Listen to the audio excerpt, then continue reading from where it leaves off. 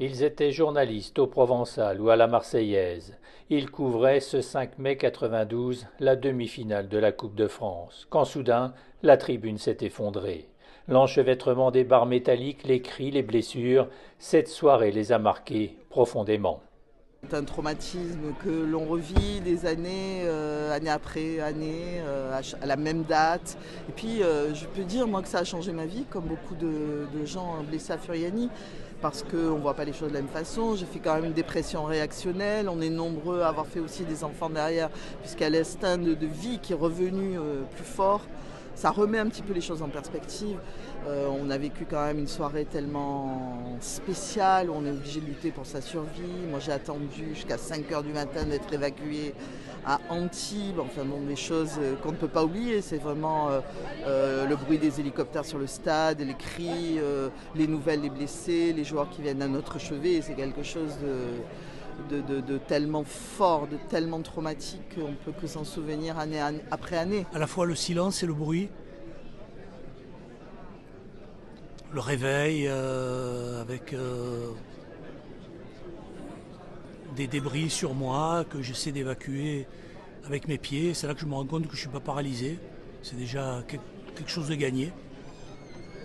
Et puis des copains que je croyais morts ou gravement blessés, qui finalement l'étaient un peu moins que ce que je pensais, et d'autres qui l'ont été beaucoup plus. C'était cette incertitude. Mais c'est encore aujourd'hui, après tant d'années après, c'est comme si ça venait de se produire.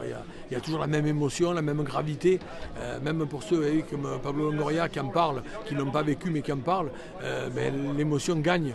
Parce que pour ce drame, pour la lutte qu'il y a eu derrière des associations, pour des gens qui souffrent encore, pour tous ceux qu'on a perdus, et c'est toujours très poignant.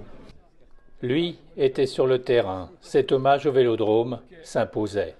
C'est très marquant parce que il y aura vraiment cette salle pour ceux qui nous ont quittés, pour ceux qui reviendront, pour les enfants, pour les familles. C'est très très important parce que le Vélodrome, c'est un peu la deuxième terre de la Corse. Et ça va servir d'enseignement un peu à tout le monde? J'espère, de tout cœur je l'espère, oui. Et cet hommage fait un peu oublier des comportements passés inadmissibles. Les instances du football ont été désastreuses, irrespectueuses, enfin à vomir, dès le début, et elles ont continué jusqu'à très récemment. C'est pour ça que je suis très sensible au discours de Pablo Longoria, de vouloir réhabiliter ce souvenir de mémoire ici à Marseille. Ce lieu de mémoire sera accessible pour les VIP et tous les supporters du stade.